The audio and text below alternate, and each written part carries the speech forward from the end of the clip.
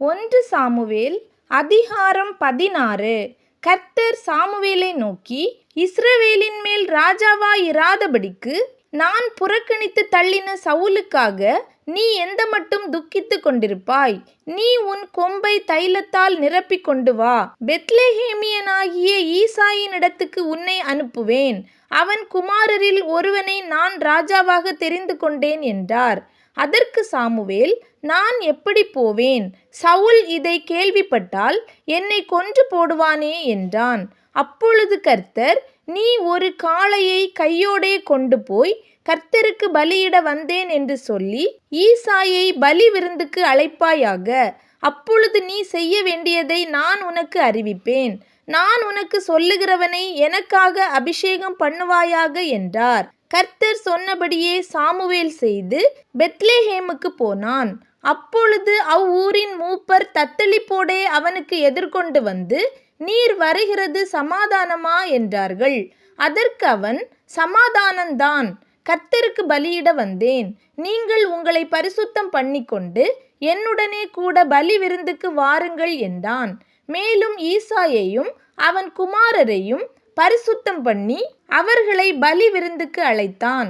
அவர்கள் வந்தபோது அவன் எலியாபை பார்த்தவுடனே, கர்த்தரால் அபிஷேகம் பண்ணப்படுபவன் இவன் தானாக்கும் என்றான். கர்த்தர் சாமுவேலை நோக்கி, நீ இவனுடைய முகத்தையும் இவனுடைய சரீர வளர்ச்சியையும் பார்க்க வேண்டாம். நான் இவனை புறக்கணித்தேன். மனுஷன் பார்க்கிறபடி நான் பாரேன். மனுஷன் முகத்தை பார்ப்பான், கர்த்தரோ இருதயத்தை பார்க்கிறார் என்றார். அப்பொழுது ஈசாய் அபினதாபை அழைத்து அவனை சாமுவேலுக்கு முன்பாக கடந்து போக பண்ணினான். அவன், இவனையும் கர்த்தர் தெரிந்து கொள்ளவில்லை என்றான். ஈசாய் சம்மாவையும் கடந்து போக பண்ணினான். அவன், இவனையும் கர்த்தர் தெரிந்து கொள்ளவில்லை என்றான். இப்படி ஈசாய் தன் குமாரரில் 7 பேரை சாமுவேலுக்கு முன்பாக கடந்து போக பண்ணினான். பின்பு சாமுவேல் ஈசாயை பார்த்து, கர்த்தர் இவர்களில் ஒருவனையும் தெரிந்து கொள்ளவில்லை என்று சொல்லி, உன் பிள்ளைகள் இவ்வளவுதானா என்று ஈசாயை கேட்டான். அதற்கு அவன், இன்னும் எல்லாருக்கும் இளையவன் ஒருவன் இருக்கிறான். அவன் ஆடுகளை மேய்த்து கொண்டிருக்கிறான் என்றான். அப்பொழுது சாமுவேல் ஈசாயை நோக்கி, ஆள் அனுப்பி அவனை அழைப்பி. அவன் இங்கே வருமட்டும் நான் பந்தி இருக்க மாட்டேன் என்றான். ஆள் அனுப்பி அவனை அழைப்பித்தான். அவன் சிவந்த மேனியும் அழகிய கண்களும் நல்ல ரூபமுள்ளவனாயிருந்தான். அப்பொழுது கர்த்தர், இவன்தான், நீ எழுந்து இவனை அபிஷேகம் பண்ணு என்றார்.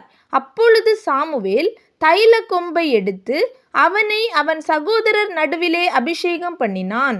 அந்நாள் முதற்கொண்டு கர்த்தருடைய ஆவியானவர் தாவீதின் மேல் வந்து இறங்கியிருந்தார். சாமுவேல் எழுந்து ராமாவுக்கு போய்விட்டான். கர்த்தருடைய ஆவி சவுலை விட்டு நீங்கினார். கர்த்தரால் வரவிடப்பட்ட ஒரு பொல்லாத ஆவி அவனை கலங்க பண்ணி கொண்டிருந்தது. அப்பொழுது சவுலின் ஊழியக்காரர் அவனை நோக்கி, இதோ தேவனால் விடப்பட்ட ஒரு பொல்லாத ஆவி உம்மை கலங்க பண்ணுகிறதே. சுரமண்டலம் வாசிக்கிறதில் தேறின ஒருவனை தேடும்படிக்கு எங்கள் ஆண்டவனாகிய நீர் உமக்கு முன்பாக நிற்கிற உம்முடைய அடியாருக்கு கட்டளையிடும். அப்பொழுது தேவனால் விடப்பட்ட பொல்லாத ஆவி உம்மேல் இறங்குகையில் அவன் தன் கையினால் அதை வாசித்தால் உமக்கு சௌக்கியம் உண்டாகும் என்றார்கள். சவுல் தன் ஊழியக்காரரை பார்த்து, நன்றாய் வாசிக்கத்தக்க ஒருவனை தேடி என்னிடத்தில் கொண்டு வாருங்கள் என்றான். அப்பொழுது அந்த வேலைக்காரரில் ஒருவன் பிரதியுத்தரமாக, இதோ பெத்லெகேமியனாகிய ஈசாயின் குமாரன் ஒருவனை கண்டிருக்கிறேன். அவன் வாசிப்பதில் தேறினவன். அவன் பராக்கிரமசாலி, யுத்த வீரன், காரிய சமர்த்தன், சௌந்தரியமுள்ளவன். கர்த்தர் அவனோடே கூட இருக்கிறார் என்றான். அப்பொழுது சவுல் ஈசாயினிடத்தில் ஆட்களை அனுப்பி, ஆட்டு மந்தையில் இருக்கிற உன் குமாரனாகிய தாவீதை என்னிடத்தில் அனுப்பு என்று சொன்னான். அப்பொழுது ஈசாய் அப்பத்தையும் ஒரு துருத்தி திராட்சரசத்தையும் ஒரு வெள்ளாட்டு குட்டியையும் கழுதையின் மேல் ஏற்றி தன் குமாரனாகிய தாவீதின் வசமாய் சவுலுக்கு அனுப்பினான். அப்படியே தாவீது சவுலிடத்தில் வந்து அவனுக்கு முன்பாக நின்றான். அவன் இவனை மிகவும் சிநேகித்தான். அவனுக்கு இவன் ஆயுததாரியானான். சவுல் ஈசாயினிடத்தில் ஆள் அனுப்பி, தாவீது எனக்கு முன்பாக நிற்கட்டும், என் கண்களில் அவனுக்கு தயவு கிடைத்தது என்று சொன்னான். அப்படியே தேவனால் விடப்பட்ட ஆவி சவுலை பிடிக்கும்போது தாவீது சுரமண்டலத்தை எடுத்து தன் கையினால் வாசிப்பான். அதனாலே பொல்லாத ஆவி அவனை விட்டு நீங்க சவுல் ஆறுதலடைந்து சொஸ்தமாவான்.